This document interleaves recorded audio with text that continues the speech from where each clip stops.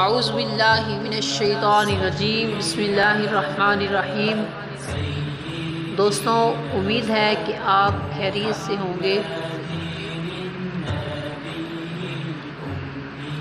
پچھلی ویڈیو میں حروف مقطعات الف لام میم پر تذکرہ ہوا۔ آج آیت نمبر 2 سورۃ البقرہ،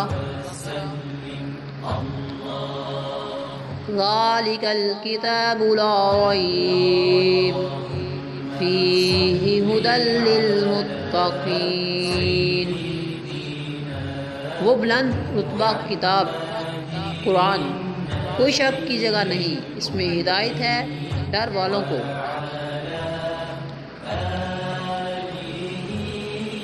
لا ریبہ، کوئی شک نہیں۔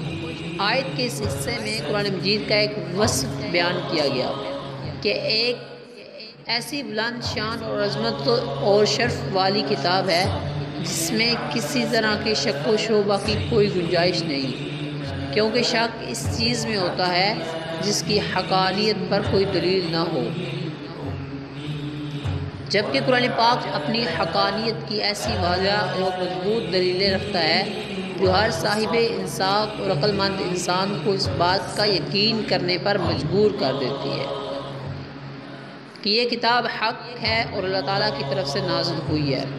جیسے کسی اندھے کے انکار سے سورج کا وجود مشکوک نہیں ہوتا، ایسے ہی کسی بے عقل مخالف کے شک اور انکار کرنے سے یہ کتاب مشکوک نہیں ہو سکتی۔ ھدی للمتقین، ڈرنے والوں کے لیے ہدایت ہے۔ آیت کے اس حصے میں قرآن مجید کا ایک اور وصف بیان کیا گیا کہ یہ کتاب ان تمام لوگوں کو حق کی طرف ہدایت دیتی ہے جو اللہ تعالیٰ سے ڈرتے ہیں، اور جو لوگ نہیں ڈرتے انہیں قرآن پاک سے ہدایت حاصل نہیں ہوتی۔ یاد رہے کہ قرآن پاک کی ہدایت اور رہنمائی اگرچہ مومن اور کافر ہر شخص کے لیے عام ہے، جیسا کہ سورہ بقرہ کی آیت نمبر 185 میں اللہ تعالیٰ نے ارشاد فرمایا، ھدی للناس، یعنی قرآن مجید تمام لوگوں کے لیے ہدایت ہے، لیکن چونکہ قرآن مجید سے حقیقی نفع صرف متقی لوگ حاصل کرتے ہیں، اس لیے یہاں ھدی للمتقین یعنی متقین کے لیے ہدایت فرمایا گیا ہے۔ تقویٰ کا معنی ہے نفس کو خوف کی چیز سے بچانا، اور شریعت کی اصطلاح میں تقویٰ کا یہ معنی ہے کہ نفس کو ہر اس کام سے بچانا جس سے کرنے یا نہ کرنے سے کوئی شخص عذاب کا مستحق ہو، جیسے کفر و شرک، کبیرہ گناہ، بے حیائی کے کاموں سے اپنے آپ کو بچانا، حرام چیزوں کو چھوڑ دینا اور فرائض کو ادا کرنا وغیرہ۔ اور بزرگان دین نے یوں بھی فرمایا ہے کہ تقویٰ یہ ہے کہ تیرا خدا تجھے وہاں نہ پائے جہاں اس نے منع فرمایا۔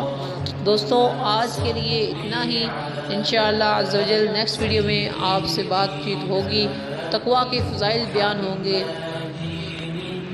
نیکسٹ ویڈیو اپلوڈ ہونے تک میں آپ سے اجازت چاہوں گا۔ اللہ حافظ۔